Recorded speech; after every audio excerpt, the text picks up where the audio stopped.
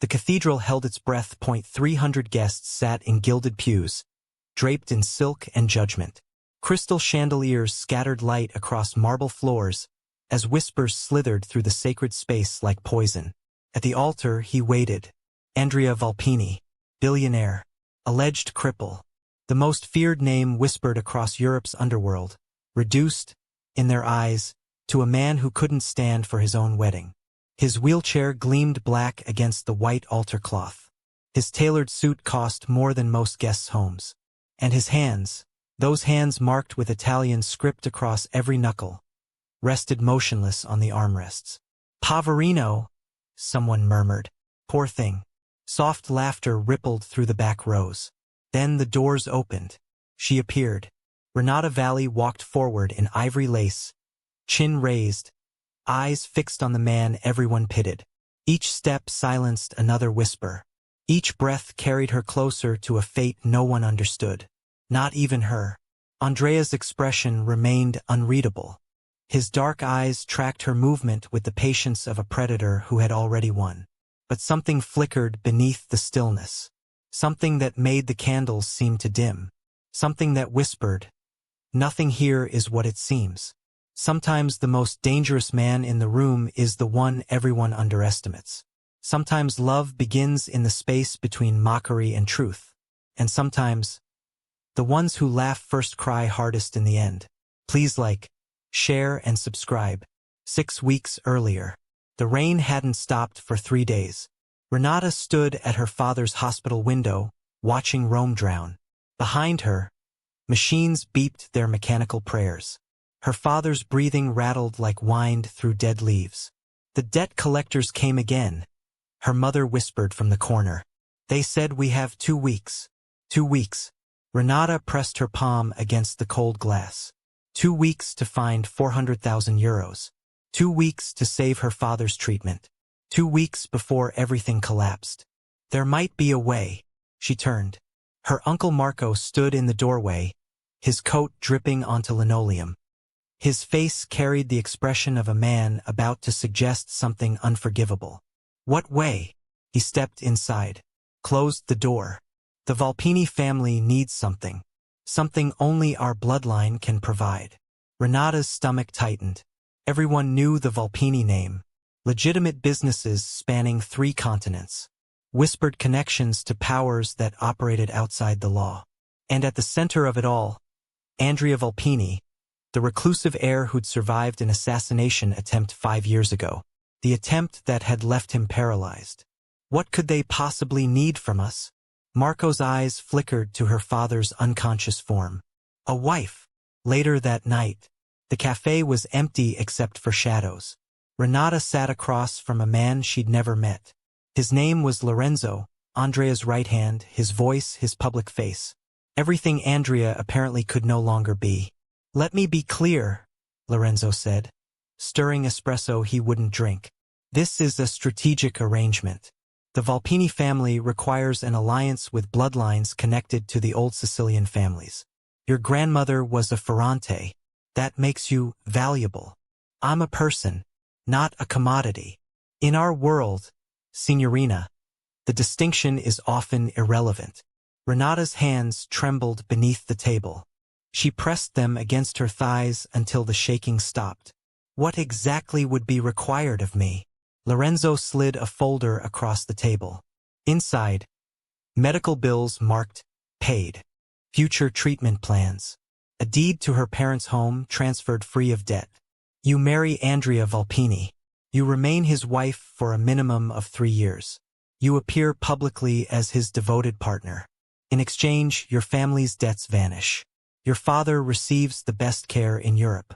And you," he paused, "you receive a generous monthly allowance and, upon completion of the contract, a settlement of 5 million euros.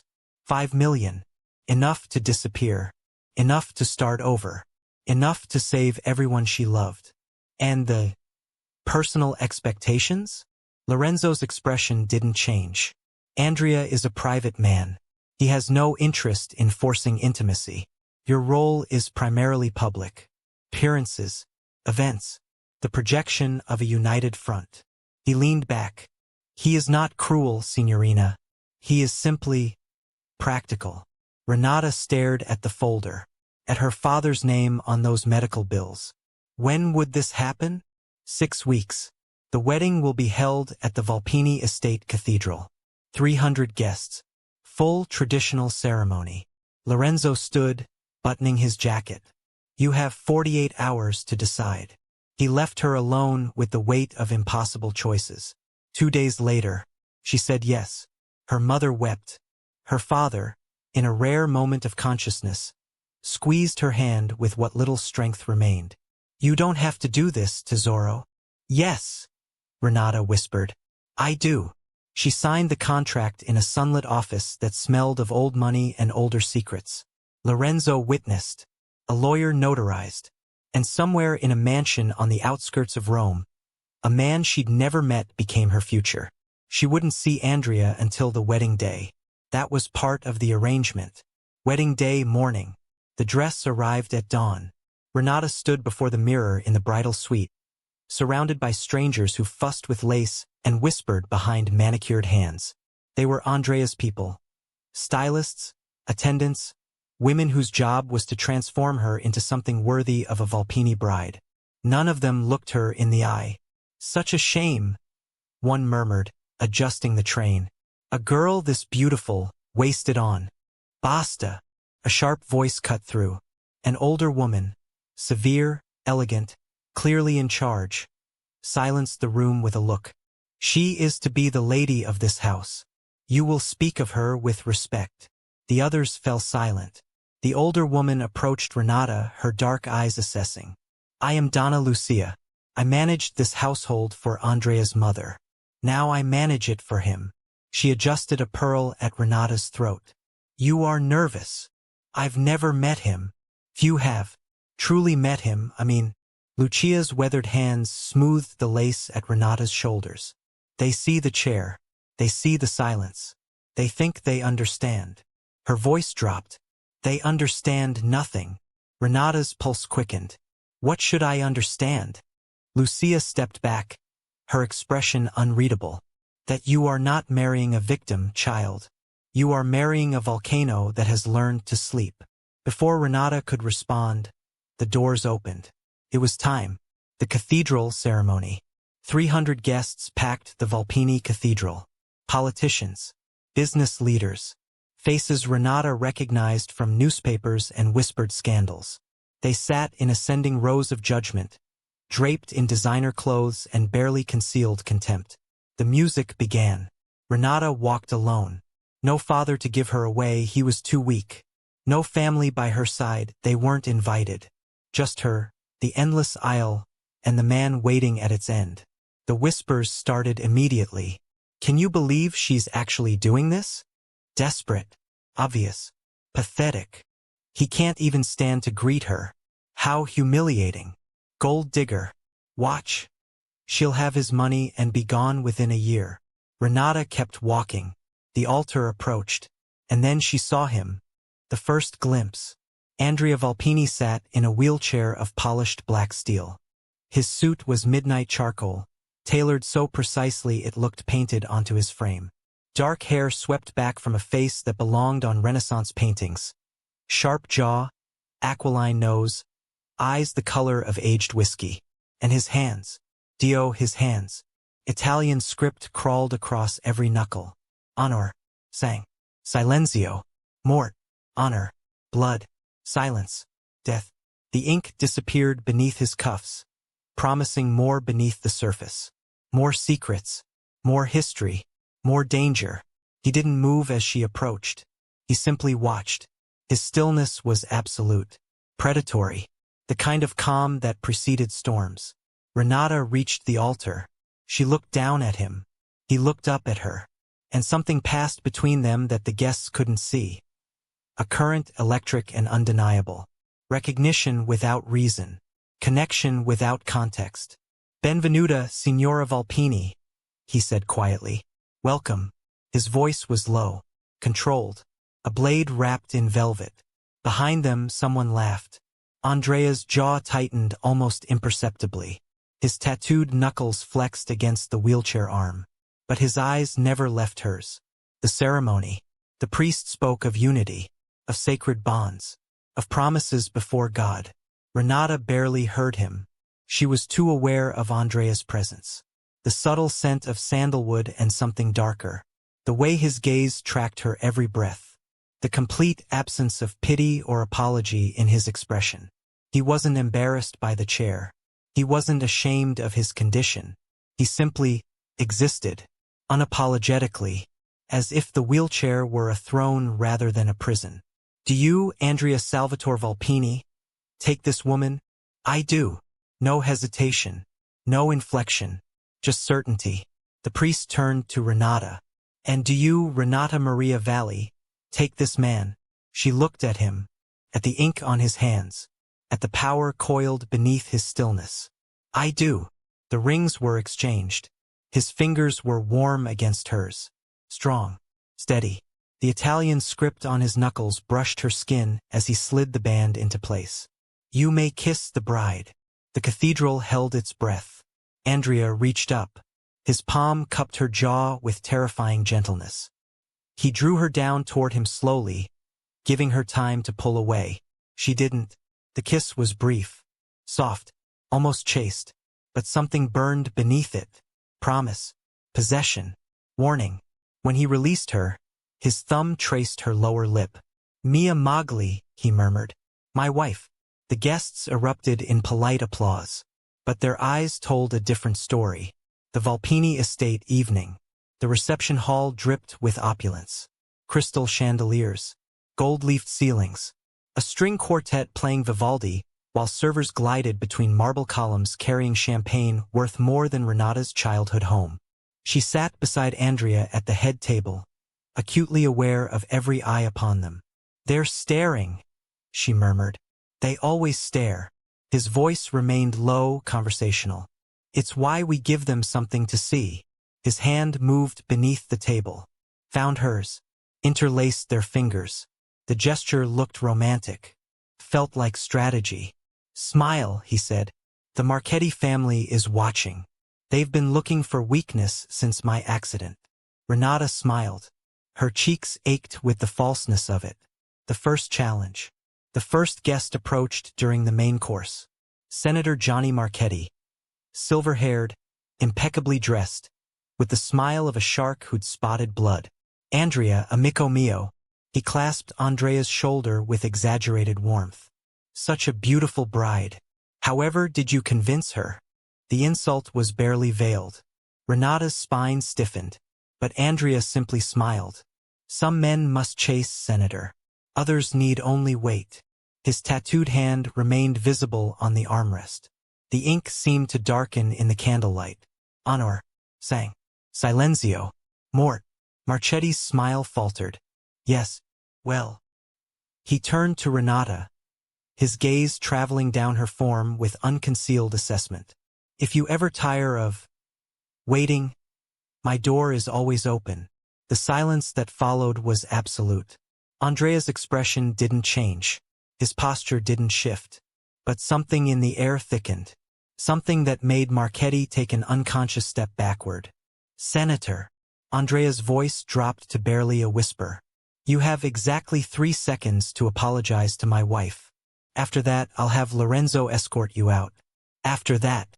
He tilted his head. Well, let's not find out. Marchetti paled. My apologies, Signora Vulpini. A poor joke. He retreated quickly. Too quickly for a man who didn't believe the threat. Later that night. That was impressive. They were alone now in the private study adjoining the reception hall. Renata stood by the window. Andrea remained in his chair near the fireplace. The celebration continued without them, muffled by mahogany doors. What was? He asked. The senator. I've never seen a man flee so quickly from someone who can't. She stopped. The words tasted wrong. Can't what? Stand? Walk? Chase him down and break his legs? His tone held no bitterness, only dark amusement. I didn't mean. You did. He wheeled closer. The firelight caught the ink along his wrist. More script, disappearing beneath his sleeve. Everyone means it. The chair is the first thing they see, the last thing they forget. Renata turned to face him fully. Does that bother you? He considered the question. His fingers drummed against the armrest. A slow, deliberate rhythm. Once it might have. Now, a ghost of a smile. It's useful.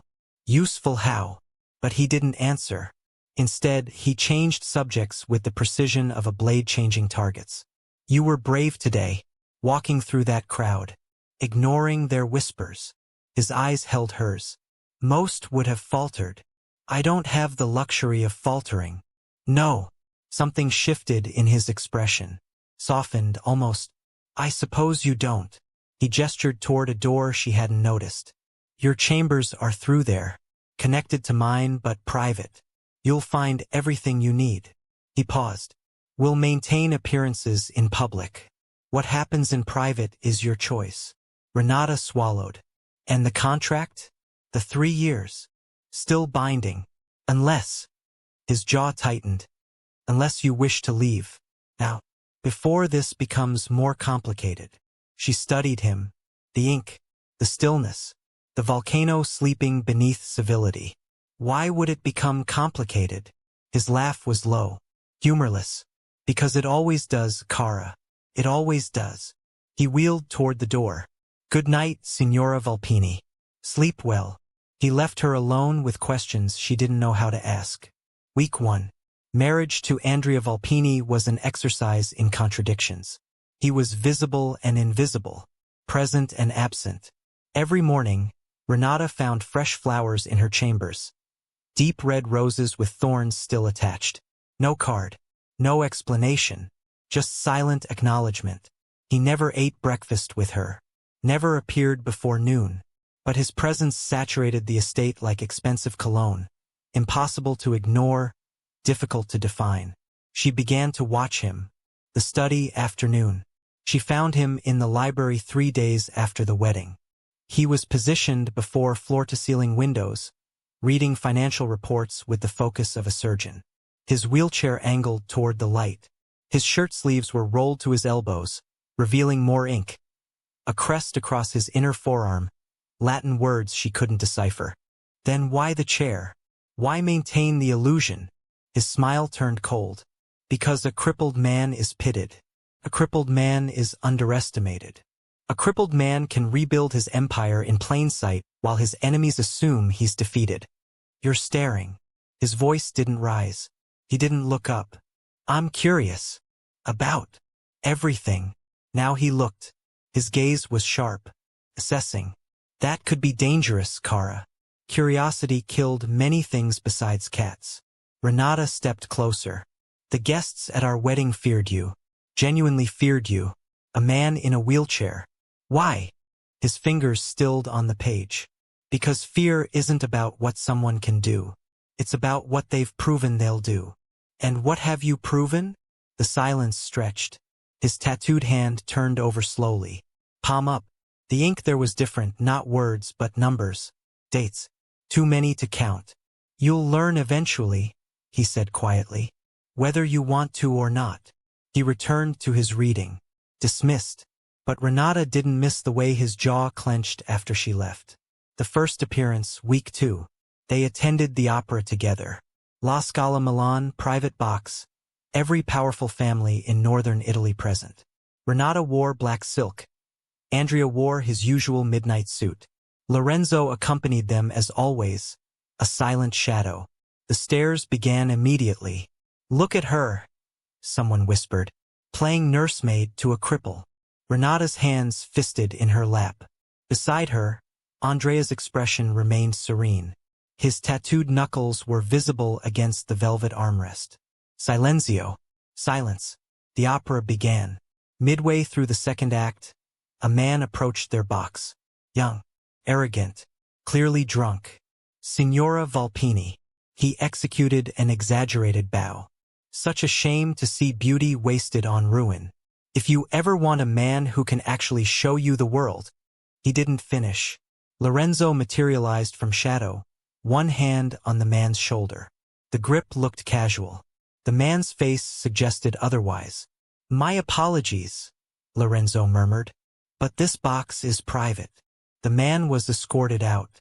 Renata exhaled shakily. Andrea's hand found hers in the darkness. Breathe, he said softly. They are nothing. Noise. Static. His thumb brushed her knuckles. You are steel. Remember that. She looked at him, at the calm certainty in his eyes. How can you stand it? The disrespect. His smile was thin. Dangerous. I don't stand anything, Kara. I wait. And then, his voice dropped. I remember. The opera continued, but Renata's heart didn't slow until long after the curtain fell. Week 3, the routine. Patterns emerged. Andrea worked from dawn until early afternoon. Phone calls in Italian, German, Mandarin. Meetings with men whose names Renata recognized from news reports about organized crime. Decisions made with soft words that somehow felt like artillery. He exercised in the private gym each evening. That's when she first noticed. The gym evening. She shouldn't have been watching. The gym was off-limits, one of several areas Andrea had designated as private. But she'd heard sounds, grunts of effort, the rhythmic thud of impact. She'd expected to find him with a trainer. Physical therapy, something mundane. Instead, through the cracked door, she saw him lift himself from the wheelchair using parallel bars. His arms trembled with effort. Sweat soaked his shirt. But he was standing. Not fully, not steadily, but there was weight on his legs. Movement, possibility. She must have gasped. His head snapped toward the door. Their eyes met. Get out. She fled. That night, she couldn't sleep. The image burned behind her eyelids. Andrea standing. Andrea vertical. Andrea not nearly as broken as the world believed. Had the accident been exaggerated? Was his disability a facade? And if so, why? The confrontation, following morning. She found him in the breakfast room. He sat at the head of the table, newspapers spread before him, coffee untouched. His collar was open slightly, enough to reveal ink at his collarbone. The family crest, wings and daggers. Sit, he said without looking up. She sat. What you saw? You were standing. Rehabilitation. His voice remained flat. Experimental treatment. It's painful. Slow. Unlikely to yield results.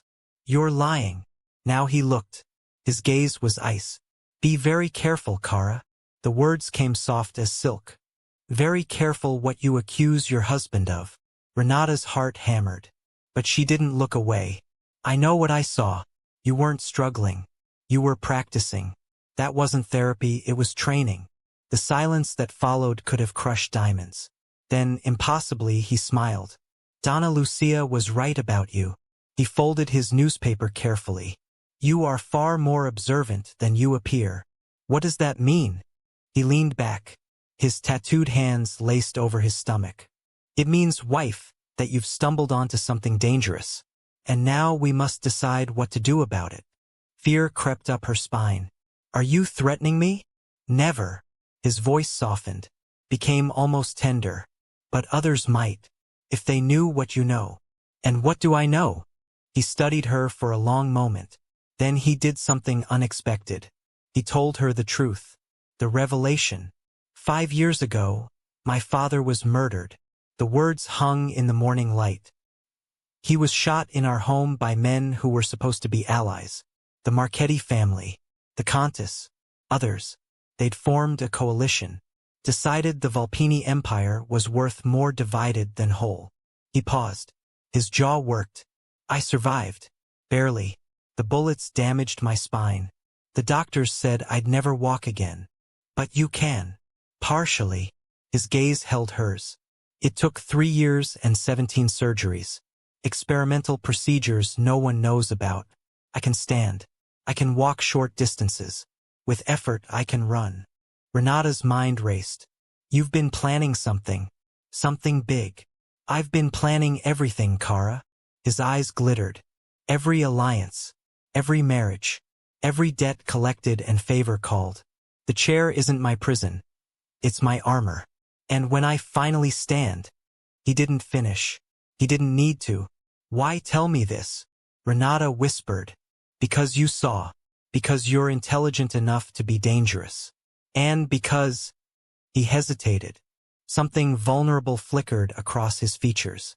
Because I find myself reluctant to lie to you. What if I tell someone? His expression closed. You won't. How can you be sure? He leaned forward. His tattooed hand covered hers on the table. Because if you do, your father's treatment stops. Your family's protection ends. And you. His thumb traced her knuckles. You disappear into the same void that swallowed my enemies. The threat was clear, but somehow it didn't feel cruel. It felt like honesty. Week 4, something changes. After the revelation, everything was different. Renata found herself watching Andrea with new eyes, seeing the performance within the paralysis, the coiled strength behind the stillness. He was not a victim. He was a weapon waiting to be deployed. And against all reason, she found herself drawn to the blade. The garden, afternoon. She found him among the roses. He was alone. Truly alone, without Lorenzo, without guards. His wheelchair was positioned beneath an arbor, surrounded by blood-red blooms. You don't fear me, he said as she approached. Not anymore. Should I? Most do. She sat on the stone bench beside his chair. I'm not most people. No. His gaze traced her face. You're not. They sat in silence. Birdsong filled the space between words. Tell me about your father, he said finally. Not the debt. Not the illness. Tell me about him. She blinked. Why? Because you carry him in your eyes. Every time you look worried. Every time you think no one's watching. Tears threatened. She forced them back. He was a carpenter. Furniture. Beautiful pieces that took months to complete. He used to say that anything worth making was worth making slowly. Andrea's expression softened. He sounds like a good man. He was. She swallowed. Is he still fighting? Fighting is hereditary, then. She laughed despite herself. I suppose it is. His hand moved, hovered near her shoulder, then retreated. The almost touch felt louder than contact. The gala, week 5. They attended the Venetian masquerade together. Andrea wore white for the first time. A departure that sent whispers cascading through the crowd. His mask covered half his face. His wheelchair gleamed silver. But the real revelation was his collar. Open. Deliberately open. The tattoo at his collarbone was fully visible now. Wings and daggers. The Vulpini crest. A declaration of power in a room full of doubters. Renata stood beside him, her hand resting on his shoulder. A unified front. People are staring, she murmured. Let them. The Marchetti daughter keeps glancing over. His jaw tightened almost imperceptibly. Elena Marchetti is irrelevant. She doesn't look at you like you're irrelevant. His head turned. Dark eyes found hers. Jealous, Kara? The question was light, teasing, but something beneath it was not. Should I be? He didn't answer. Instead, his hand rose, captured her chin, tilted her face toward his. There is no one in this room I want to see, he said quietly. Except you. Her breath caught. He released her, turned back to the crowd. But the imprint of his fingers burned against her skin for hours. The following week, the letter arrived without warning. Renata found it in her chambers, on her pillow, despite the estate's security. No envelope, no signature, just words cut from magazines like a ransom note. Your husband lies. You could do better. Meet me, or everyone learns what he hides. Her hands shook. Andrea's study that night. She showed him immediately. Andrea's expression didn't change as he read, but his knuckles whitened against the armrest. The Italian script seemed to darken. Mort, death. Where did you find this? My pillow. My locked chambers. Impossible. His voice remained calm. Too calm. No one accesses those rooms without my knowledge. Someone did. He set the letter down, pressed a button on his desk. Lorenzo appeared instantly. We have a breach. Sweep the estate. Every employee. Every guard. I want names by morning. Lorenzo nodded once and vanished. Andrea looked at Renata. You're frightened. Someone was in my room while I slept. While we slept. They won't get close again. His jaw tightened. I promise you that. How? How can you promise? Because anyone who threatens you threatens me. His voice dropped, became something ancient and dangerous. And no one threatens me twice. She stared at him, saw for the first time the full depth of what lay beneath the surface. Andrea, from tonight you sleep in my chambers. It wasn't a request. Adjacent rooms, connected doors. No one reaches you without passing me first. That's not non-negotiable. He wheeled toward her, stopped inches away. I didn't survive bullets and betrayal to lose you to shadows, Kara. You are under my protection. Fully. Completely. His voice cracked on the last word. Just slightly. Enough to reveal what he'd tried to hide. He cared. Despite the contract. Despite the arrangement. Despite every wall he'd built. He cared. The new arrangement. Her new chambers were obscenely luxurious. Private suite within Andrea's wing. Connecting doors that remained unlocked. Security measures invisible but omnipresent. She fell asleep that first night to the sound of his wheelchair moving in the adjacent room. Somehow it felt like safety. 3 nights later, she woke to screaming. Not her own. His. Renata burst through the connecting door without thinking. Andrea was tangled in sheets, thrashing against invisible enemies. His face contorted with terror. Words in Italian, no padre, no no no, tore from his throat. She didn't hesitate. She crossed the room, sat on the edge of his bed, pressed her hands against his shoulders. Andrea, wake up. You're safe. You're. His eyes flew open. For one terrible moment he didn't recognize her. Then clarity returned. He stared at her hands on his shoulders, at the concern she couldn't hide. You shouldn't be here, he rasped. You were screaming. I always scream. His laugh was bitter. Every night. Since the bullets. I just usually do it quietly enough that no one hears. Her heart cracked. Do you want me to leave? He didn't answer immediately. His gaze traced her face. The sleep-mussed hair. The concern in her eyes. The way she hadn't flinched from his demons. No, he whispered finally. Stay. She stayed. That night, they talked until dawn. About his father. Her mother. The childhoods that had shaped them. The betrayals that had broken them. He spoke of bullets and hospitals and the moment he'd realized he couldn't feel his legs. She spoke of debt collectors and desperation, and the day she'd signed away her freedom for her family's survival. When morning light crept through the curtains, she was curled in the chair beside his bed. He was watching her with an expression she couldn't name. You should sleep, he said. So should you. I don't sleep. Not well. Not anymore. She reached out.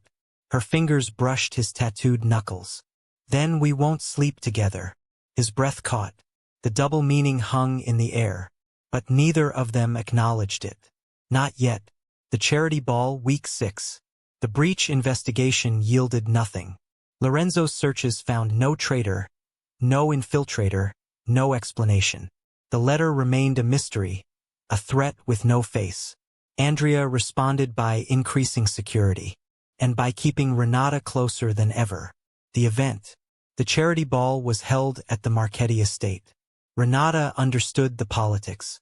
Appearing weak would invite attack.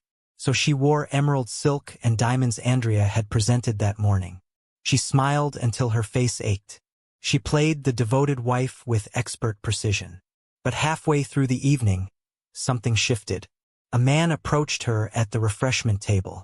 Handsome, early 30s, confident smile. Signora Vulpini. He bowed over her hand. I'm Marco Ferrante, a distant cousin, actually, through your grandmother's side. Renata blinked. I wasn't aware I had family in these circles. Most aren't. His smile widened. We've kept our distance from the old alliances. But when I heard about your situation, I couldn't stay silent. My situation? Your marriage. His voice dropped. To a man who can't give you what you deserve. Ice crawled down her spine. My marriage is contractual. I know. He stepped closer. The question is, does it have to stay that way? From across the room, she felt Andrea's gaze lock onto them. She didn't need to look to know his expression. Signor Ferrante, I suggest you step back. Why? Because your husband will overhear? Please. His laugh was cruel. What's he going to do? Glare at me? No, said a voice like ice. But I might. Lorenzo materialized beside them. His hand closed around Marco's arm with deceptive gentleness. The Signora needs air. You're blocking her path. I'm not. Yes. Lorenzo smiled. It didn't reach his eyes. You are. Marco paled. He retreated. But the damage was done. The ride home. Andrea didn't speak for the entire journey. His tattooed hands gripped the wheelchair arms. His jaw was set in stone. His eyes stared out the window at passing shadows. Renata sat across from him in the limousine, waiting. You encouraged him, Andrea said finally. I didn't. You smiled, laughed. Let him touch your hand. He took my hand. I was being polite. Polite. The word dripped with venom. Is that what we're calling it? Renata's temper flared. You're jealous. I'm aware. He finally looked at her. His eyes blazed. Every man in that room wanted you. Every man in that room thought I couldn't keep you. That I'm too broken. Too weak. Too less. And you believe them? I believe evidence. Then you're a fool. The words hit like a slap. Andrea's expression fractured. What? Renata leaned forward. I have watched you command empires from that chair. I have seen men twice your size cower from your silence. I have felt your strength in every calculated move, every measured word, every moment of patience that would break lesser men. Her voice shook. Don't you dare tell me you're less. You are more. More than anyone in that room. More than anyone I've ever known. Silence. His breathing was ragged. Then, slowly, his hand reached across the space between them. His tattooed fingers cupped her face. Say that again. Which part? The part where I'm more. She leaned into his palm. You are more, Andrea. In every way that matters. His thumb traced her cheekbone. Then why does it feel like I'm losing you? You're not. Her voice cracked. I'm right here. He pulled her forward. Their foreheads touched. They stayed that way until the car stopped. The following days, something had shifted between them. Unspoken, unacknowledged, but present in every glance, every accidental touch, every moment of proximity that lasted too long. Renata found herself counting the hours until she'd see him. Andrea found himself making excuses to be near her. Neither admitted it. Both felt it. The private dinner. He invited her to dine with him alone. The room was intimate. Candlelit, soft music. A table set for two. His wheelchair was positioned at the head. She sat to his right. You've been avoiding me, she said. I've been thinking. About. His gaze found hers. About how this was supposed to be a contract. Convenience. A mutually beneficial arrangement. And it's becoming something else. Her heart stuttered. Is that bad? He didn't answer directly. Instead, he reached into his jacket and withdrew a small velvet box. This was my mother's. He opened it. Inside lay a ring. Not the wedding band she already wore, but something older. A sapphire surrounded by diamonds. Obviously antique. Obviously priceless. She gave it to my father on their 20th anniversary. He wore it until the day he died. His voice roughened. I've never shown it to anyone. Why are you showing me? He met her eyes. Because I want you to understand that what's happening between us isn't performance. It isn't strategy. He closed the box. Slid it toward her. It's real, Cara. And that terrifies me. Renata stared at the box. At him. At the walls crumbling between them. Keep it, he said. When you're ready, if you're ever ready, you'll know what to do with it. She took the box. Her hands trembled. But she didn't say no. Week 6, the night everything changed. The second letter arrived with blood on it. Not much. Just enough to terrify. You were warned. He can't protect you. The truth comes out tomorrow. Andrea's response. He went cold. Not angry, not frightened, cold. The temperature in the room seemed to drop 10 degrees as he read the words. Lorenzo. Lock down the estate. No one in. No one out. And the event tomorrow? Tomorrow. The Vulpini Foundation Annual Gala. The biggest public appearance of the year. 300 of Italy's most powerful people gathered in one place. It proceeds as planned. Andrea, Renata started. It proceeds. His voice brooked no argument. Whoever this is wants me to hide, wants me to cower, wants me to prove every whisper true. His tattooed hand slammed against the armrest. I am done hiding. She stared at him. What are you going to do? His smile was terrifying. Something I should have done 5 years ago. He looked at Lorenzo. Prepare the white suit, the standing brace, and call the surgeon. Andrea, tomorrow night, at my own gala, in front of everyone who ever doubted me. His voice dropped to a whisper. I stand. That night, Renata found him in his chambers. He actually stood, gripping parallel bars bolted to his private gym wall. Sweat drenched his shirt. His face twisted with effort and pain. But he was vertical, strong, powerful. You shouldn't be here, he said without looking. I'm always where I shouldn't be. He laughed despite himself. Yes, you are. She approached slowly, stood before him as he maintained his grip. If you do this tomorrow, if you stand in front of everyone, there's no going back. I know. Your enemies will know you deceived them. They'll be angry, dangerous. I know. So why? He looked at her, really looked. Because I'm tired of being a symbol of weakness when I'm not. Because I'm tired of watching men like Marco Ferrante think they can take what's mine. Because I'm tired of you seeing me as anything less than what I am. Her breath caught. I don't see you as less. But you see the chair first. Everyone does. His voice cracked. I want you to see me, Renata. The real me. Not the illusion I've been selling for 5 years. She reached out. Her hands covered his on the bars. I see you, Andrea. I've seen you since the first night you held my hand at our wedding. His eyes glistened. Then don't look away tomorrow. Whatever happens, don't look away. She stepped closer. I won't. Their faces were inches apart. His gaze dropped to her lips, back to her eyes. I'm going to kiss you now, he whispered. Not for strategy, not for appearance. Just because I can't breathe without doing it. She didn't pull away. Then breathe. His lips met hers. Gentle at first. Questioning. Then deeper. More certain. A kiss that tasted like 5 years of waiting and 6 weeks of falling and every moment in between.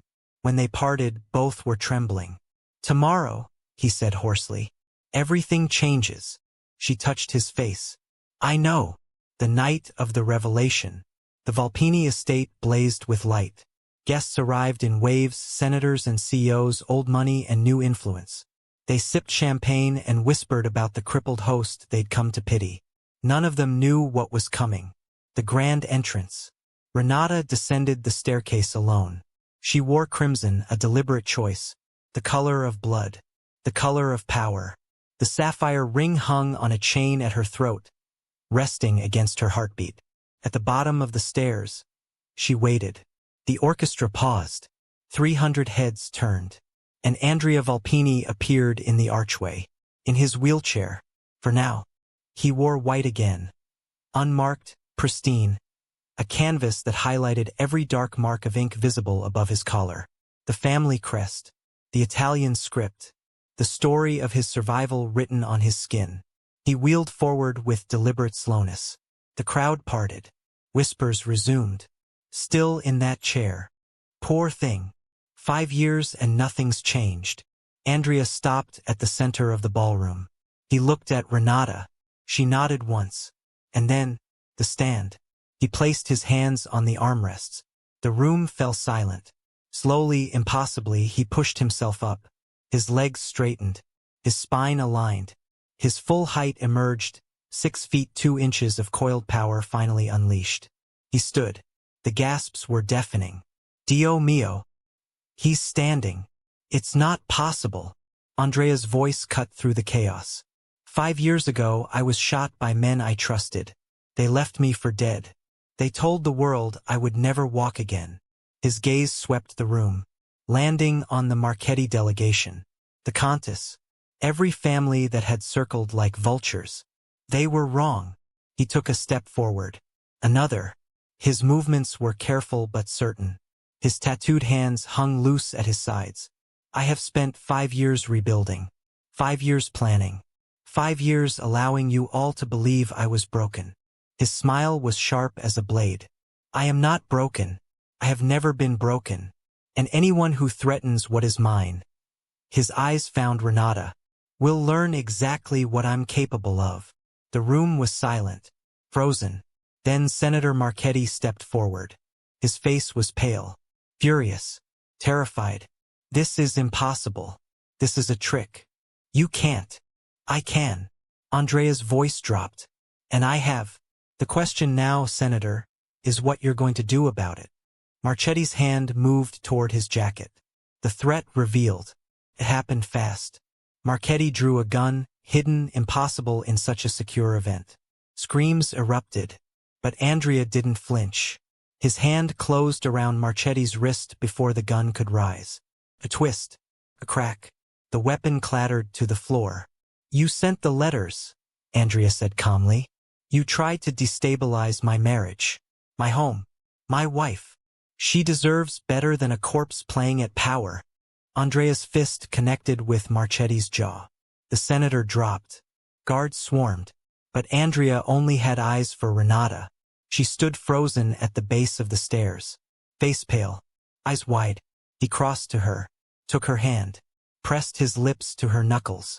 It's over, he murmured. All of it. The threats. The hiding. The lies. He looked up at her. There's only one question left. What? Do you want to stay? The truth has shattered every lie he built. The man everyone mocked has revealed himself as the most dangerous power in the room. But Renata now faces an impossible choice. Embrace the darkness she's married to, or flee before it consumes her. The answer will change everything. The ballroom, moments after. Chaos swirled around them like a hurricane. Security forces swarmed Senator Marchetti. Guests screamed and scattered.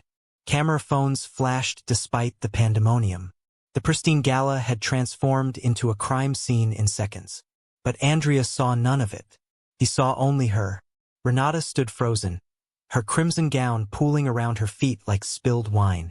Her eyes held shock, fear, and something else, something he couldn't name but desperately needed to understand. Renata! His voice cut through the noise. Look at me. She did. Her gaze traveled down his body, standing vertical, powerful, as if seeing him for the first time. You're really... She swallowed. All this time. He stepped closer. His tattooed hand reached for hers. I wanted to tell you sooner. I wanted. You lied to me. The words hit like bullets. I protected you. From what? The truth. Her voice cracked. I signed a contract to marry a man in a wheelchair. I prepared myself for that life. I made my peace with it. And now... She pulled her hand away. His heart stopped. Now what? Tears glistened in her eyes. Now I don't know who I married. She turned. Fled through the crowd. Andrea didn't follow. He couldn't. His legs, so newly revealed, suddenly felt like lead. The private wing 1 hour later. Lorenzo found him in the study. Andrea stood at the window. Actually stood, no wheelchair in sight, watching the last police cars disappear down the estate drive. His white suit was rumpled. His jaw was tight. His tattooed hands gripped the windowsill like he might shatter the glass. Marchetti is in custody, Lorenzo reported. His people are scattering. The coalition is finished. And Renata? Silence. She's in her chambers. Packing. Andrea's knuckles whitened. Packing. She asked about the contract. The termination clause. He closed his eyes. 5 years of planning. 5 years of patience. 5 years of building toward this moment of triumph. and it meant nothing, because she was leaving. Sir. Lorenzo's voice softened. Perhaps if you explained. Explained what? That I deceived her from the beginning? That our entire marriage was strategy? Andrea's laugh was bitter. She's not wrong to run. She's wrong about one thing. What? Lorenzo stepped closer. She thinks the deception was about her. It wasn't. He paused. It was about survival. Yours. Your family's. This empire's. She was supposed to be a piece on the board. But she became something else. Andrea turned. What are you saying? I'm saying that in 30 years of service to your family, I've never seen you look at anyone the way you look at her. Lorenzo met his gaze. Don't let her leave without knowing that. The words hung in the air. Andrea stared at his oldest friend. Then he moved. Renata's chambers. She was folding clothes when he appeared. No wheelchair. No warning. Just Andrea in the doorway, filling the frame with a presence she'd never fully appreciated until now. You're standing, she said flatly. You're packing. I can't stay here. Can't? Or won't? She threw a silk blouse into her suitcase. Does it matter? The contract has an exit clause. Mutual consent or material misrepresentation. Her voice hardened. I'd say hiding the ability to walk counts as material misrepresentation. You're right. She paused. What? He stepped into the room. The door closed behind him. You're right. I lied. I manipulated. I let you believe you were marrying a broken man because it served my purposes. His voice was steady, unflinching. Every strategic decision I've made for 5 years has been calculated to this moment, including our marriage. Her eyes burned. Then why are you here? To gloat? No. He moved closer. To confess. She backed against the dresser. Confess what? That's somewhere between the contract signing and tonight. He stopped inches away. His tattooed hand rose, hovered near her face, then dropped. Somewhere in there, strategy stopped mattering. I don't understand. Neither do I. His laugh was raw, vulnerable. I've built empires on understanding, on control, on knowing exactly what every piece on the board will do. His eyes found hers. But I never predicted you. Her heart hammered. Andrea, I watch you across rooms and forget what I was thinking. I hear your voice and my pulse does things it hasn't done in years. I stood tonight, for the first time in public, and the only face I looked for was yours. Tears spilled down her cheeks. That doesn't excuse the lies. No, it doesn't. He swallowed. But it's the truth. The first completely honest thing I've said since we met. Silence stretched between them. She could hear both their breathing.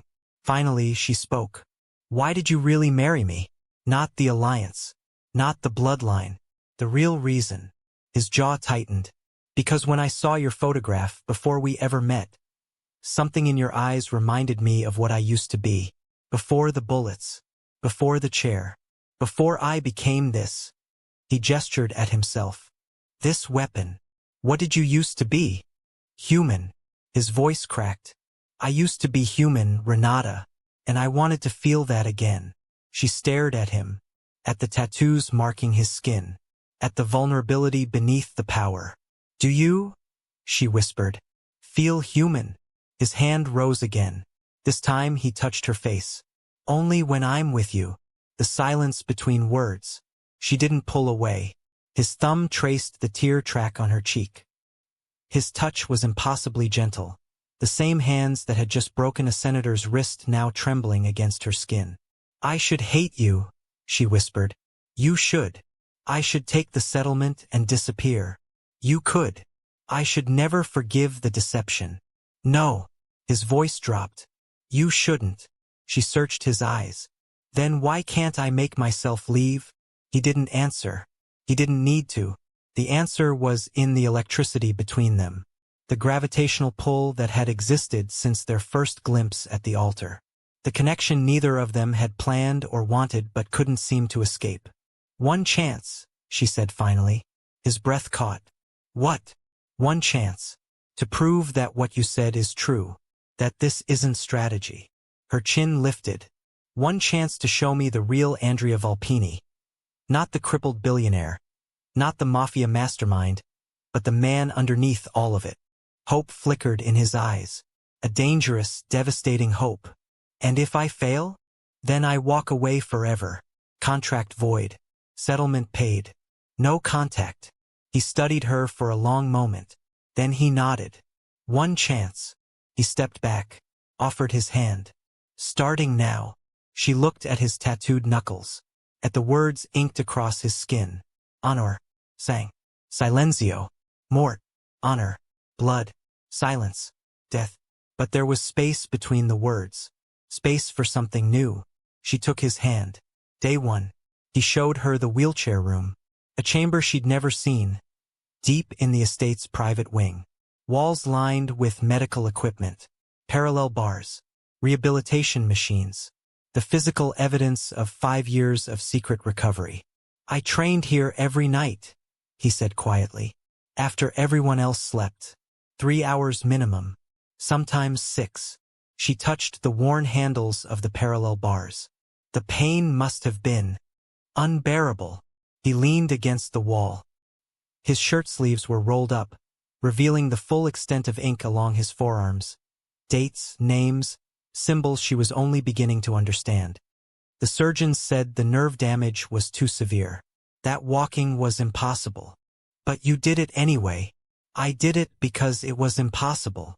His jaw tightened. Because everyone told me I couldn't. Because my father's killers were still breathing. Still powerful. Still laughing at the crippled son who would never threaten them. Revenge. At first, his eyes found hers. But revenge is a poor fuel. It burns too hot. Too fast. Eventually, I needed something else. What? He was quiet for a long moment. Purpose. Legacy. The possibility that someday, someone might see me as more than a victim. She understood then. The wheelchair wasn't just strategy. It was armor against a world that would have destroyed him if he'd shown weakness. Day 3. He took her to the cemetery. His father's grave sat on a hillside overlooking the estate. A simple marble marker surrounded by cypress trees. Andrea stood beside it, no wheelchair, his posture rigid. I was there when it happened, he said. In the dining room. 3 men. Marchetti's people. They shot my father first, then turned on me. Renata stood beside him. How did you survive? Our chef, Rosa. She'd been with the family for 40 years. A ghost of a smile. She kept a shotgun behind the flower bins. Killed one of them. Scared the others enough that they fled before finishing the job. Where is she now? The guest cottage. She refuses to retire. His voice softened. She's the one who brought you flowers every morning. I asked her to. I wanted. He trailed off.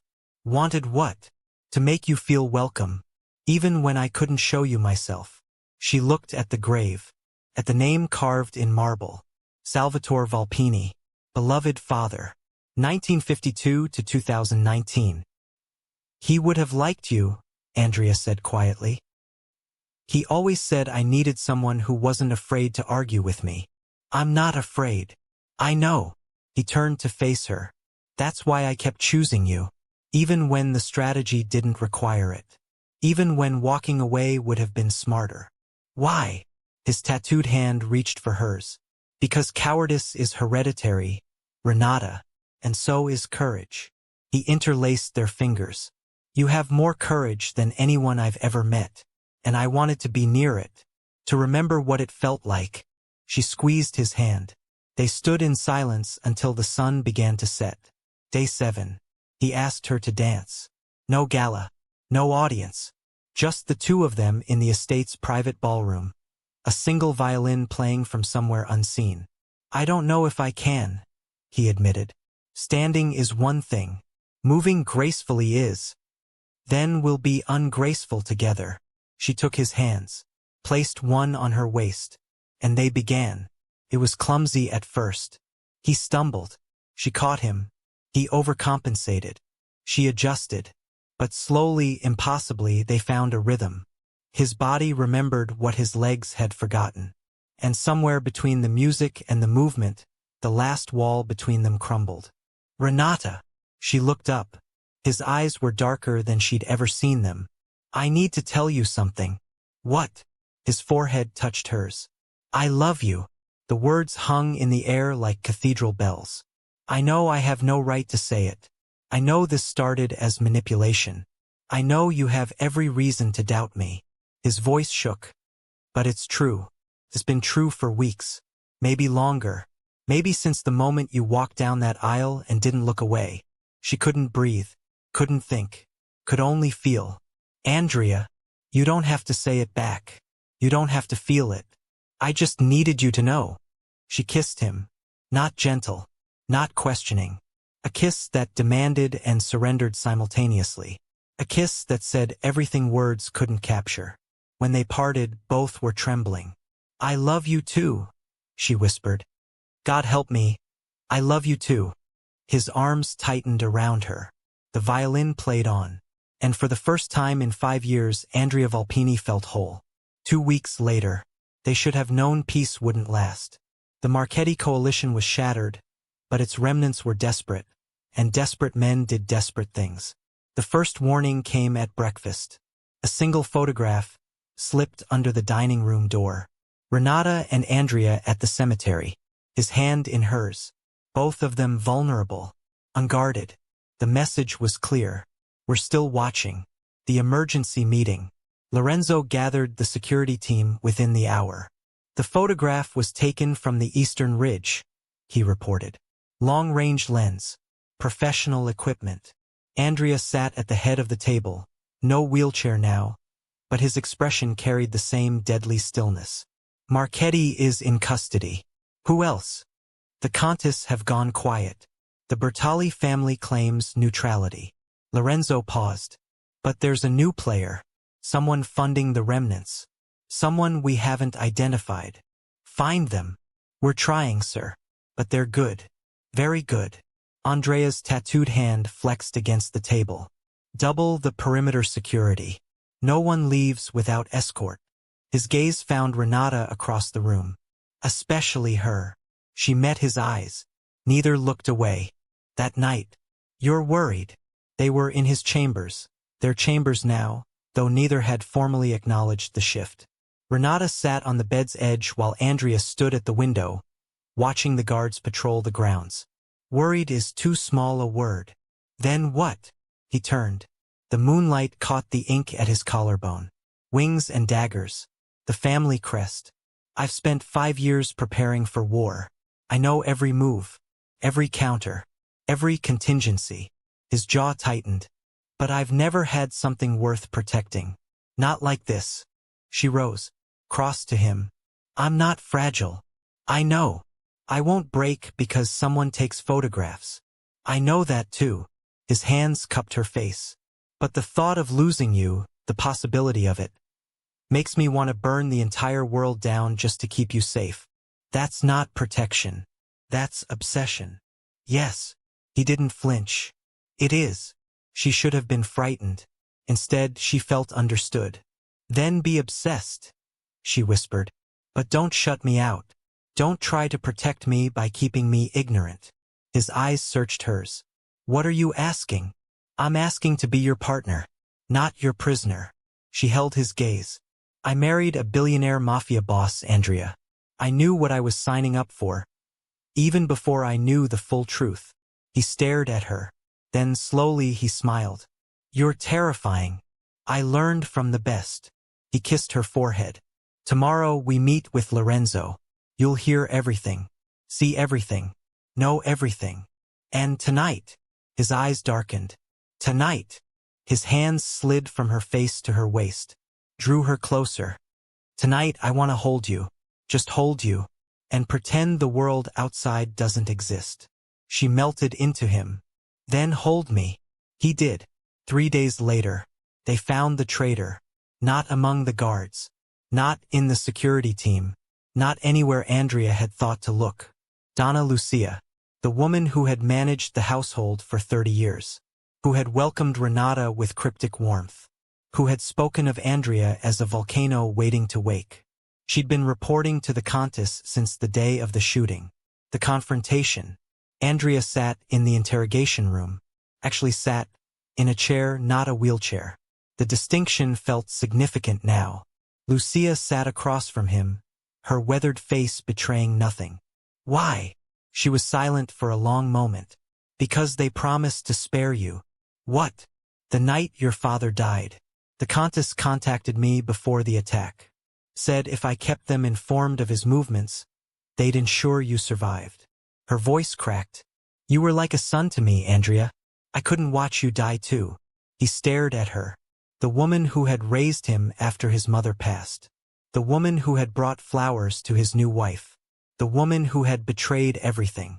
And now? The photographs, the continued surveillance. They never stopped demanding information. I tried to refuse after you recovered. But they threatened. She stopped. They threatened Renata. Said they'd hurt her if I stopped cooperating. Ice filled his veins.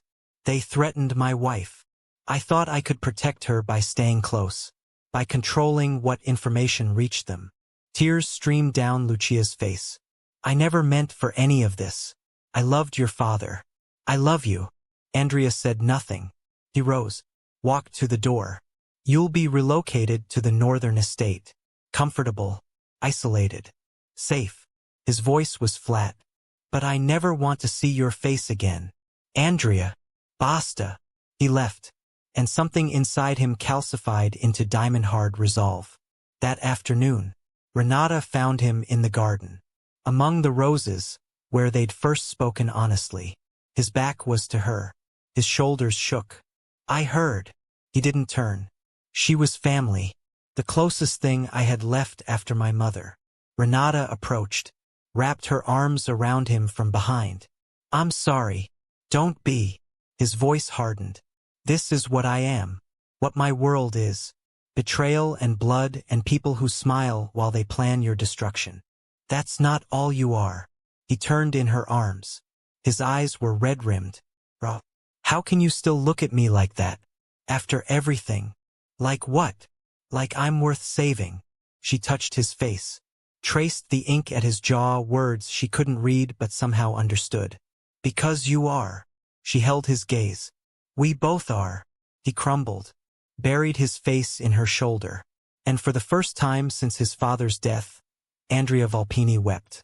1 week later, the Countess made their move. Not with guns or assassins, they'd learned that lesson. Instead, they attacked what Andrea valued most. His reputation. His legitimacy. His wife. The article. It hit every major newspaper simultaneously. Vulpini heir faked disability for 5 years. Sources confirm the crippled billionaire has been walking in secret since 2021. Evidence suggests massive insurance fraud and stock manipulation. Wife allegedly complicit in deception scheme. Renata stared at the headlines. Her photograph, their wedding photograph, splashed across every front page. They're calling me a co-conspirator. It's lies. It's effective lies. She looked at Andrea. Your stock price dropped 40% this morning. The foundation is being investigated.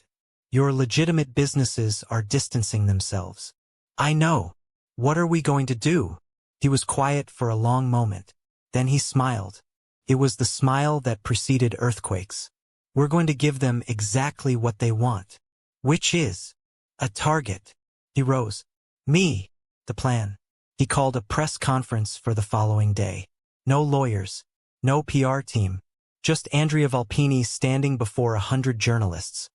Ready to address every accusation. This is insane, Lorenzo argued.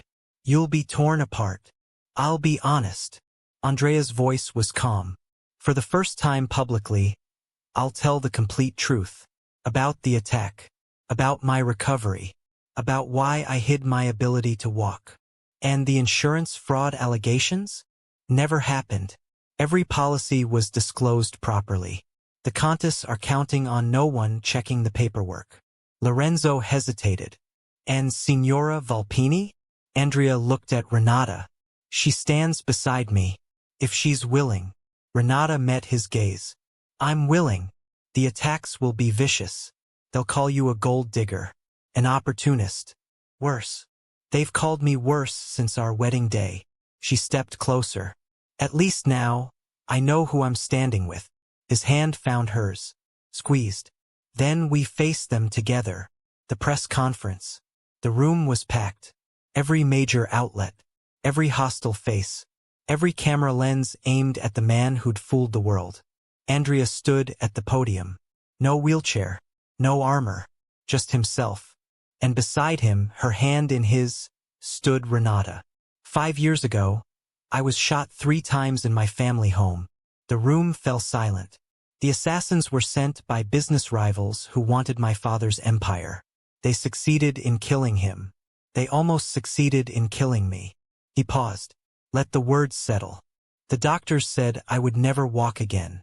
For 2 years they were right, but I refused to accept their verdict. I refused to die, literally or symbolically, because my enemies willed it. Cameras flashed. I underwent 17 experimental surgeries. I spent thousands of hours in rehabilitation.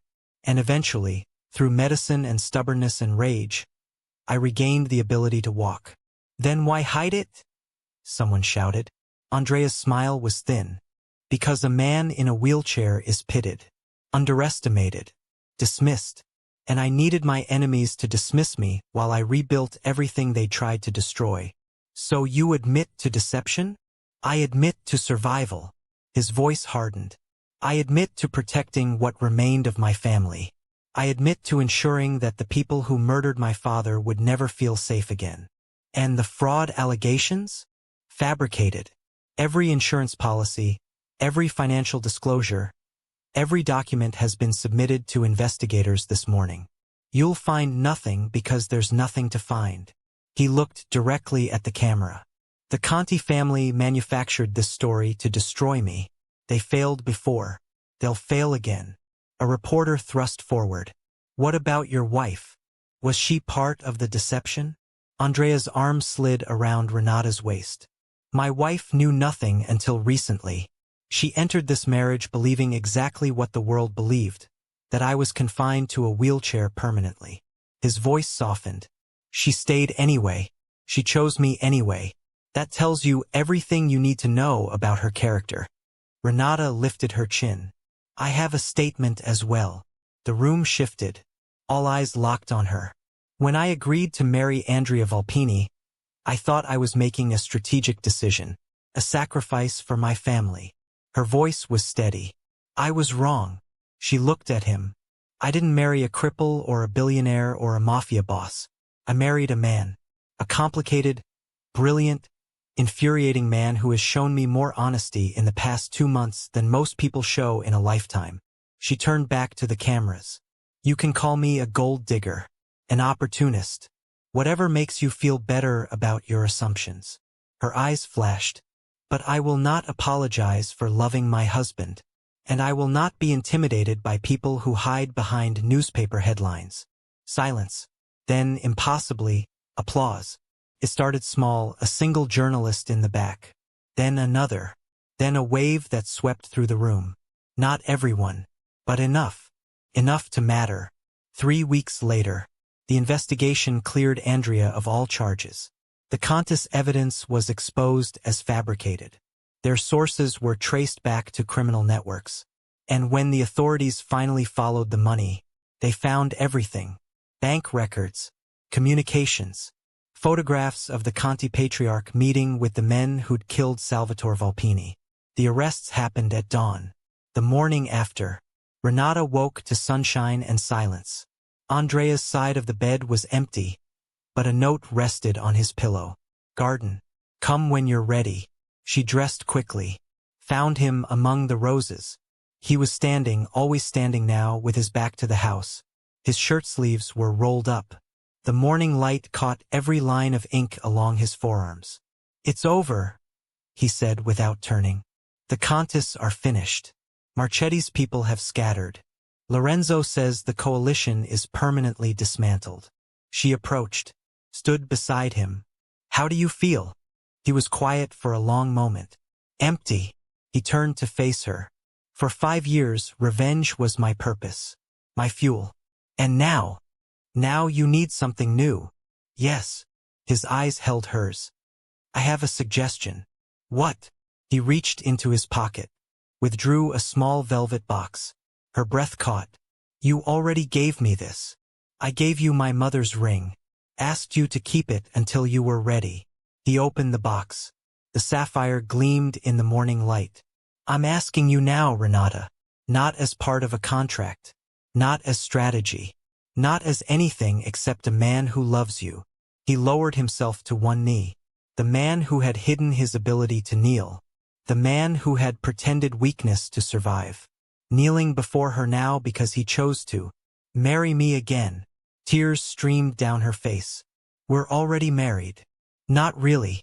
Not in any way that matters. His voice shook. I want vows we both mean. I want a ceremony where no one whispers. I want to stand at that altar and tell the world that you're mine. Not because a contract says so, but because we chose each other. She stared at him, at the ink on his hands, at the vulnerability in his eyes, at the man who had conquered empires but trembled before her answer. Yes, he exhaled.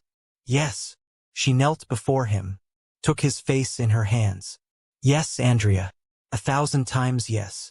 He kissed her. There, in the garden, surrounded by roses with thorns still attached. And somewhere in the estate, Donna Lucia's replacement reported to Lorenzo that the master and his lady would not be disturbed for the remainder of the morning. 1 month later, the cathedral looked different in autumn light.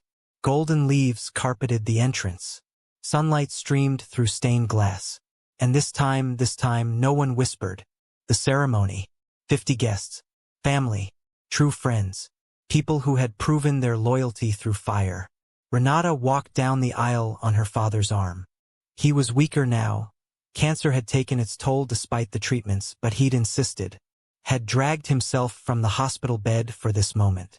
You're happy, he whispered. I am. He's a good man? She looked at Andrea, standing at the altar, actually standing, his white suit pristine, his tattooed hands visible at his sides, his eyes fixed on her with an intensity that should have been frightening. He's my man. Her father smiled, kissed her cheek, released her. The vows. I, Andrea Salvatore Vulpini, take you, Renata Maria Valli, to be my wife. Not in strategy. Not in convenience. His voice cracked. But in truth. In devotion. In every way that matters. His tattooed hand slid the ring onto her finger. You saw me at my weakest and didn't look away. You heard my sins and didn't run. You stood beside me when the world called you a fool. His eyes glistened. I will spend every remaining day of my life proving they were wrong. Proving that you made the best choice. Proving that I deserve the gift of your heart. Renata couldn't breathe. I, Renata Maria Valli, take you, Andrea Salvatore Vulpini, to be my husband. Not because I have to. Not because I signed a contract. She smiled through tears. But because you're the only person who's ever seen me. Really seen me. The fear and the strength and everything in between. She slid the ring onto his finger. You pretended to be broken so the world would underestimate you. But I know the truth now. Her voice dropped. You were never broken, Andrea. You were waiting. For the right moment. For the right purpose. She touched his face. For me. He shattered. Pulled her into his arms. The priest hadn't said, you may kiss the bride yet. Neither of them cared. The reception. No mockery this time. Only celebration. They danced, actually danced, while their guests watched with wonder. The man who'd been confined to a wheelchair for 5 years moved with surprising grace. His wife held close against his chest. They're staring again, she murmured. Let them. You're enjoying this. Immensely. He spun her out, drew her back. Every person who laughed at our first wedding is watching us now. Eating their words. Choking on their assumptions. That's petty. That's satisfying. She laughed. He dipped her backward. Held her there, suspended, her hair brushing the floor. I love you, he said quietly. I'll never tire of saying it. Then never stop. He pulled her upright. Never. Later that night, the guests had gone. The estate was quiet. They stood in their chambers, truly their chambers now, every trace of separation removed. "Wife," he said, tasting the word. "Husband," she replied. "Mine. Yours." He crossed to her. His hands found her waist, drew her against him. "I've imagined this moment for weeks," he admitted. "Longer, probably. Since the first time I saw your photograph." "What did you imagine?" His lips brushed her ear. "Everything." She shivered. "Show me." He did. The details remained theirs alone. Whispered promises and tender touches, and the complete surrender of two people who had finally found home. When morning came, they lay tangled together, watching dawn paint the ceiling gold. "Worth it," she murmured. "What?" "All of it. The contract, the deception, the fear." She traced the ink along his collarbone. "Worth it." He kissed her hair. "You're the only thing that's ever been worth anything." 6 months later, the estate had never felt so alive. Renovations continued. Andrea's projects, mostly, designed to modernize the family holdings while honoring their history. But something else was changing too. Something quieter. Something neither of them had planned. The discovery. Renata found out on a Tuesday. She'd been tired for weeks. Emotional. Sensitive to smells she'd never noticed before. The doctor confirmed what she'd suspected. She was pregnant. The telling. She found Andrea in his study. He looked up as she entered, smiled, then frowned. "You look pale." "I'm fine." "You're not fine. You're—" He stopped. Read something in her expression. "What's wrong?" "Nothing's wrong." She crossed to his desk, stood before him. "Andrea, I need to tell you something." Fear flickered in his eyes. "What?" She took his tattooed hand, placed it on her stomach, held it there. Understanding dawned slowly, then all at once. "You're—" "Yes." "Pregnant." "Yes." He stared at her, at his hand on her belly, at the impossible miracle beneath his palm. "I'm going to be a father." "You are." He looked up. His eyes were full. "I never thought I'd have this. A wife, a child, a family of my own." His voice broke. "After everything, the bullets, the betrayal, the years of pretending to be something I wasn't, I never believed I deserved." He couldn't finish. She knelt before him, took his face in her hands. "You deserve everything, Andrea. Every happiness, every joy, every moment of peace that was stolen from you." He pulled her into his lap, held her like she was the most precious thing in existence. "I love you," he whispered. "I know. I'll protect you, both of you, with every breath I have left. I know that too. I'll be a good father. I swear it." "You will." She kissed his forehead. "You already are." 3 months later, Renata's pregnancy progressed smoothly. The morning sickness faded. The danger seemed to have passed. For the first time in years, Andrea allowed himself to believe in the future. But old enemies had long memories. The final threat came without warning. A car. A checkpoint that should have been secure. A gap in the perimeter that shouldn't have existed. Renata was returning from visiting her father. His condition stable now, his spirits high at the prospect of becoming a grandfather. The vehicle appeared from nowhere, black, armored, blocking the road. 3 men emerged. The attack. Lorenzo was with her. So were 2 other guards. But the attackers were professionals, remnants of the Conti organization who'd evaded capture. Men with nothing left to lose. Gunfire erupted. Renata ducked below the dashboard, hands pressed against her swelling belly. "Lorenzo! Stay down!" More shots. Glass shattered. Then silence. She looked up. Lorenzo was bleeding from his shoulder but standing. The other guards had neutralized 2 attackers. The third was pinned to the ground, screaming. "Take him alive!" Lorenzo growled. "The boss will want to talk to him." The aftermath.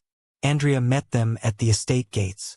He'd heard the shots, had raced from his study to the entrance, fear clawing at his chest.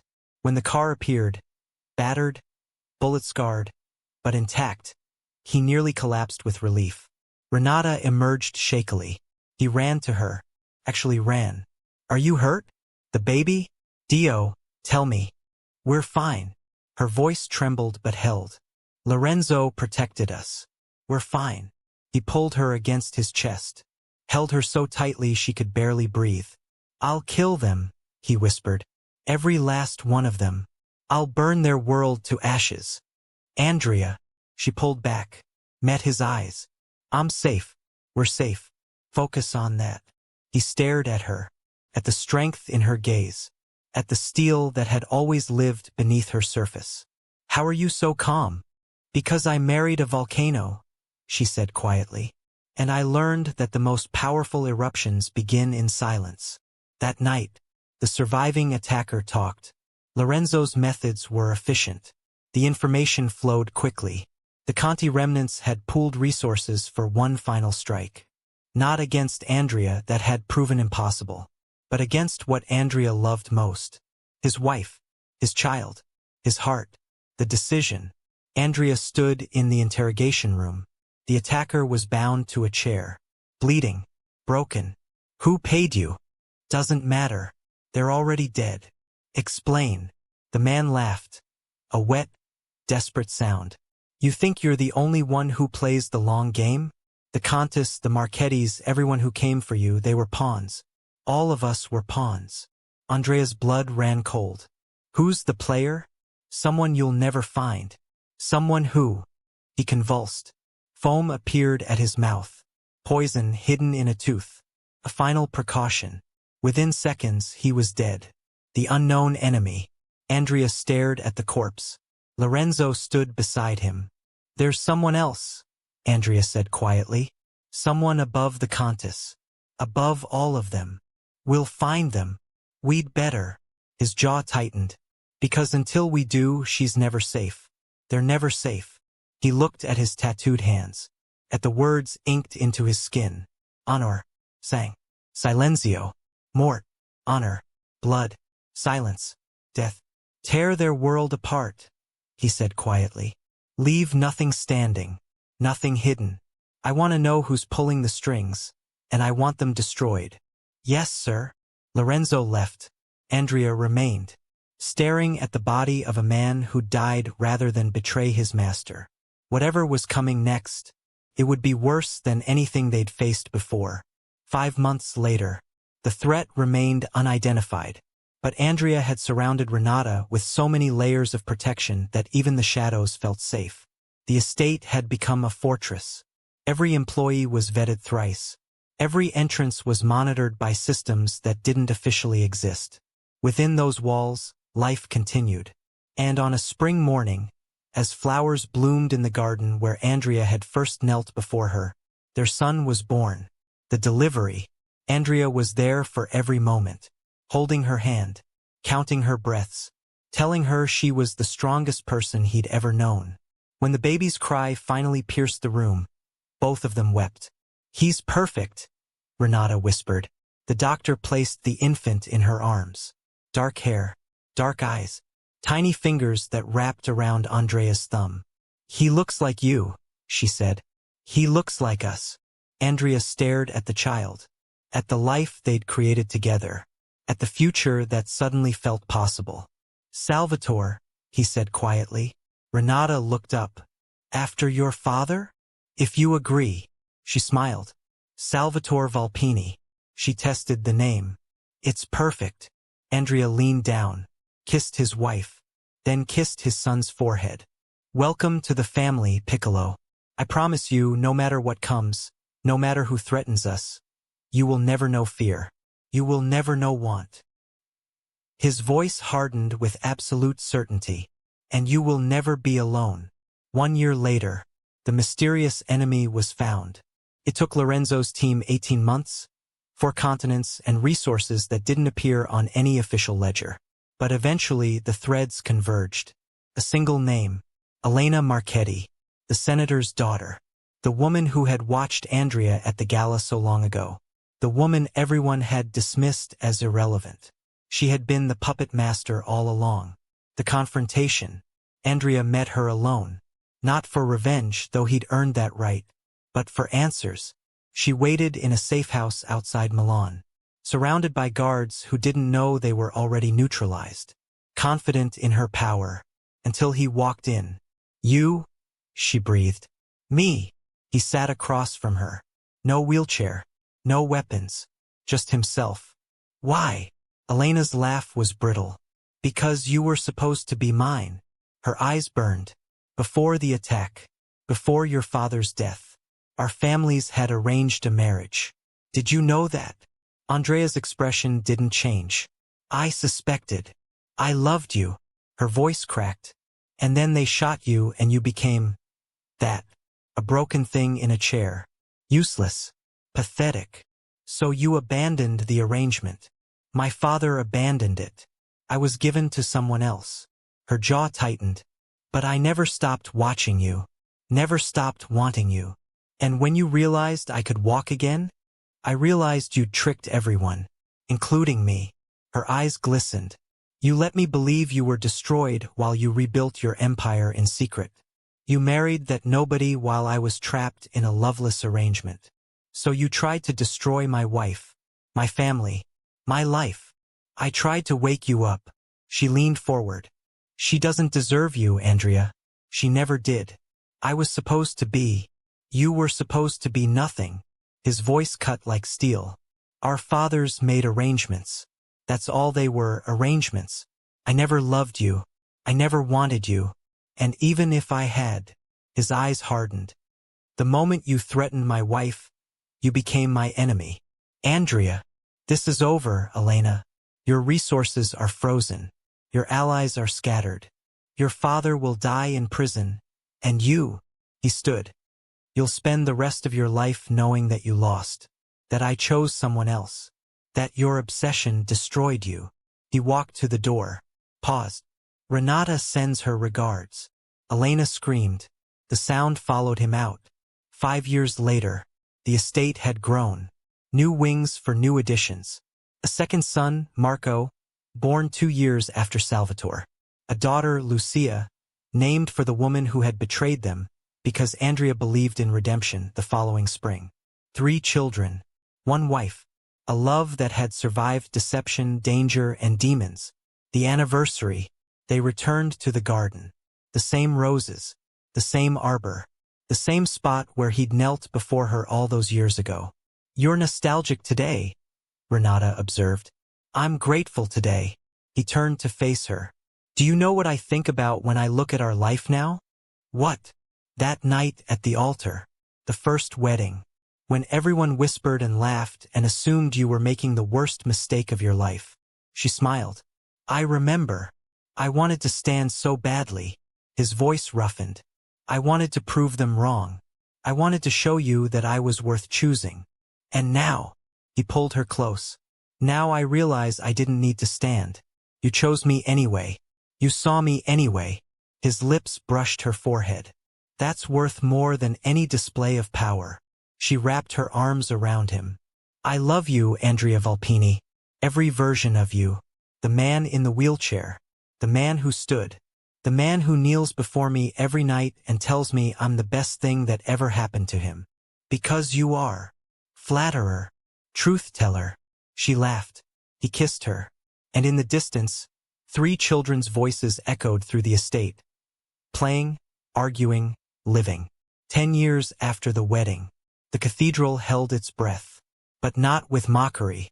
With awe. The ceremony. Salvatore Vulpini, 10 years old, dark-haired and serious, stood at the altar beside his father. The occasion was a vow renewal. Andrea's idea. "One more time," he'd told Renata. "Once more in front of everyone. So our children see what love looks like when it's chosen." The words. Andrea stood at the altar. No wheelchair. No deception. Just himself. 15 years ago, I was shot in this house by men who wanted to destroy me. I survived barely. I spent 5 years hiding my strength because I believed it was the only way to win. He looked at Renata. "I was wrong." She smiled. "The real victory wasn't standing again. Wasn't defeating my enemies. Wasn't rebuilding my empire." His voice cracked. "The real victory was her. Finding her. Choosing her. Being chosen by her." He turned to face the assembly. Family, friends, the children who represented their future. Everyone in this room knows my story. The crippled billionaire who fooled the world. The man who rose from his wheelchair and claimed his power. His jaw tightened. But that's not the story I want remembered. He reached for Renata's hand. I want you to remember this. I was broken. Truly broken. Not in body, in spirit. And she healed me.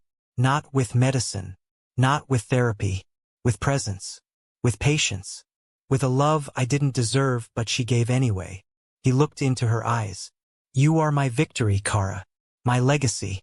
My forever. Renata's tears fell freely. And you, she whispered, are everything they laughed at. Everything they underestimated. Everything they swore would never amount to anything. She touched his face. You are mine. He kissed her. The cathedral erupted in applause. And somewhere in the crowd, 3 children, the future of the Vulpini name, watched their parents and understood. Love wasn't about power. It was about choosing power together. The end. They laughed when she married the crippled billionaire mafia boss.